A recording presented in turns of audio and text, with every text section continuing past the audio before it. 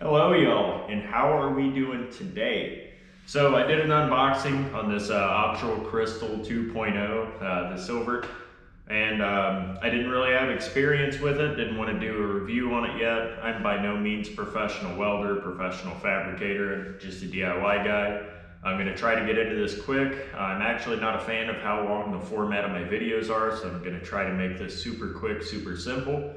Finally got some time in with this, so I'm going to give you an honest review. I'm going to give you a perspective with each one, kind of show you a couple things that I picked up on. May not be the most in-depth review, but hopefully this kind of gives you some guidance as to if it's time to upgrade or if something like this old Viking here will do you well. So without further ado. So the first thing we're going to address is arguably the most important to a lot of you. Not so much for the DIYers, but that's comfort. And I do have a scale here. They aren't much difference. That's the protective bag that comes with it if you watch my unboxing. Now if you look here, 1.31, 1.32, it's 1 pound, 3.2 ounces. Finally got it balanced on there. 1 pound, 3 ounces even. Not really going to make much difference, but I guess if you're wearing this thing welding all day long, you might notice a difference. Now that's very minor, and it's just something that I wanted to check because I was curious. I thought it felt lighter, may have just been a placebo. But onward, you'll notice that this helmet on the right here, the Optrel, is much more narrow there in the face.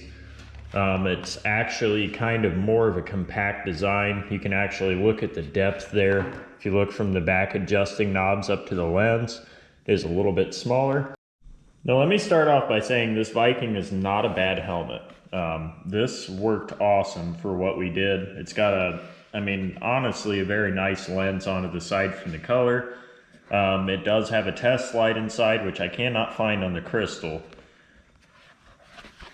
But you'll notice this has a much wider profile. I think it actually hangs out in front of the face a little bit more.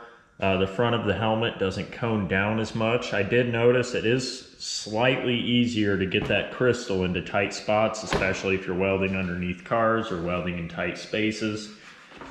But as far as adjustments, the headband, the depth at which the helmet sits on your head up and down, and the actual tightness at which it folds down is all you get with this girl, which isn't bad. But if you look here on the Optrel, you get that same up and down depth. You also have an adjustment here on the side, which adjusts how far down this helmet will actually rotate. So you can actually set it to where it's not coming too far down or not too far up. This does have, I feel like, a better sensitivity adjustment. Really easy to use. It was pretty much dialed as soon as it came out of the box. I did turn the sensitivity up just slightly. Like I said, I am not a professional welder. I don't use any mode except for the welding. And honestly, that is enough for me in what I do. So now you'll notice it does have a dark shade. We'll do this little test for clarity here. I'm not moving the tripod, I'm not moving the camera. I am simply resting the helmet above.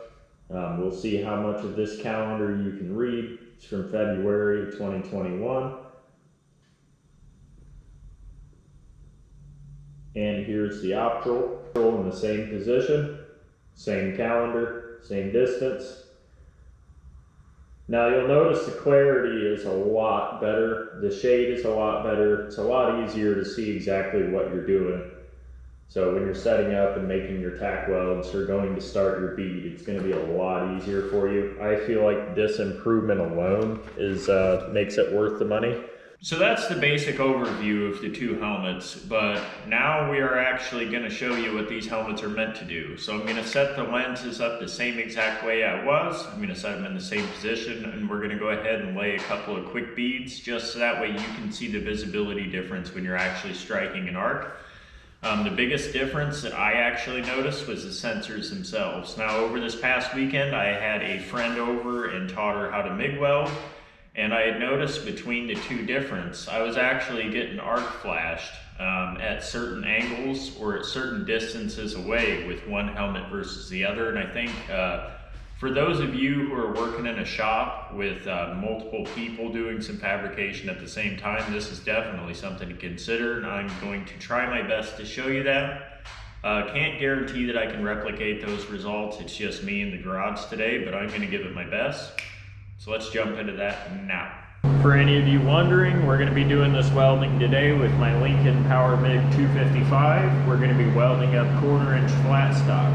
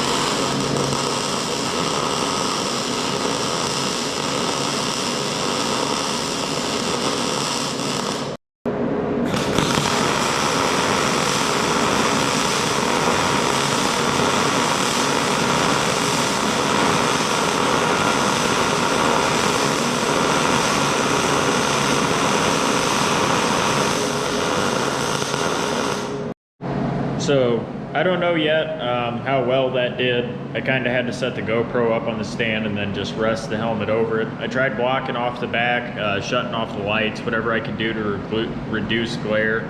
I don't think the shots turned out the best. I did film them in 4K to try to get the best case scenario. But as you can see, especially in low light conditions, so you know, if you're a mobile welder or somebody who's going to be working outside, I would definitely shoot for the crystal. It was a lot easier to start and strike a bead and see exactly where I was at. That Viking you may have actually seen in that clip, I really got off track there. Like, honestly, that was kind of difficult. Not that it would be easy with a full helmet and camera directly in your way. Normally I'm a lot better welder than that. This was just the other day on the same welder, same settings. Definitely better than this turd. But like I said, it wasn't really about the weld, so it's just kind of showing you what the view looked like from inside of the helmet.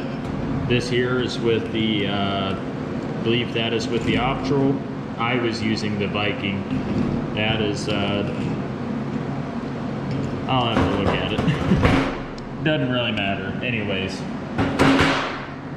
So, all in all, honestly, the Crystal 2.0 is kind of a pricey helmet, but I believe firmly, even as a DIY guy who doesn't weld every day, I still think this thing is worth every penny. I think if you're going to be welding, it's something that you should consider, especially if you want to make some stuff with it. Now, with that being said, I was actually told that the Crystal 2.0 really shines when it comes to TIG welding. I've yet to find out. I am gonna try to learn here soon. I do have a TIG welder, I just haven't set it up yet. So I will try to replicate this if you guys do want me to. I'll probably do it regardless, honestly. Pros of the Viking is tried and true, really durable helmet. I mean, this thing it got handed down to me. I actually traded some work for it. I did a buddy's clutch, got that in return, and I mean, it does really good for what it is. It is not a bad helmet. This is an awesome option, honestly. I can still weld pretty decent with that helmet. The cons of this helmet is it's not that fancy. It doesn't have that much adjustment. Your visibility when you're not striking the arc, you know, before you're getting started, isn't that great. It's kind of a dark lens to begin with. The shading is okay, but I noticed that it never quite gets quite the correct shade. But it does give you really good visibility of your puddle. It has a lot of contrast in the colors, and maybe that's why it's shaded the way it is. I don't know. Like I said, I'm not a professional welder. Pros and cons of the Optrel. Cons are, well, it's expensive. This unit here cost me just under $400 shipped. The best deal I could find on it was from Baker's Gas. Another con is right after I got it, I did start getting this peeling right here. I did get the silver. My concern level with that is absolutely zero. This thing could be pink, I don't care. It welds awesome, the visibility is awesome. This thing has a lot of adjustment, a lot of functions, and I'll probably never use. It does have replaceable sweat bands. I believe the Viking does as well. Has this nice halo that came free. That was actually an add-in from Baker's Gas when I placed my order. This does not have a test light, or I'm sorry, a test button that I have found. I could be wrong. I'm actually not sure on that one. I've been looking, I haven't seen one. But I do know this is a solar powered helmet, so it will actually take a charge from you know, welding with it and striking an arc in front of it. Now, I did try to replicate what I was talking about with the off-angle arc, and really, it was really hard to replicate that and duplicate it with setting up the camera and setting up the helmet and dealing with the glare, and but when I noticed it the most is when I'm turning around, when I'm actually looking over to see what they're doing, which I know isn't a smart idea when somebody's welding, but if you're in a shop and you're moving around and other people are working on projects, not to say that you can't replicate that on camera, it's just not very easy to do with one guy here, setting everything up, having to get pieces ready, and it just wasn't really viable for me. Otherwise, I would have gotten that on camera for you guys and kind of showed that. All in all, I am super, super impressed with this Optrel 2.0 helmet. I mean, the fit and finish is awesome. Very, very comfortable. Now, these are very similar in weight, but I did actually notice that the Viking is more front heavy. It feels like it's got more weight up in the nose, and I think that's actually because that lens is at a different angle. At least it feels like it. The Optrel, it does feel considerably lighter, even though they scale very close to each other within, I think it was 0.2 or 0.3 ounces of each other. This is a much more comfortable helmet. It's a more compact design. It's easier to fit into some tighter spots. Now that it's also narrower, I noticed you also do get less arc flash. So if there's an arc behind you, or, you know, arc reflecting off of metals behind you, you do get less of that, which is something I'm super happy with. Now, all in all, if you're a DIY guy, this might not be in your alley, in which case I would recommend the Viking. Honestly, where I stand on this is, I think I'm actually going to buy another Crystal 2.0. Now we do have a TIG welder over there, as I mentioned, that we're going to be getting set up. I'd really like to have another one of these helmets around. I know Frank at Fackerton YouTube channel, he does want to get into some TIG welding of his own. Be nice to have 2 of those helmets around, and yeah, I'm trying to teach somebody how to weld now, and maybe I might just pass on the free helmet to them, pass on the torch, keep it going. For any of you who are just getting into welding, I'm not that great at it yet. I've had my good welds, my bad welds. All I can say is practice, practice, practice. Buying this helmet is not going to make you good.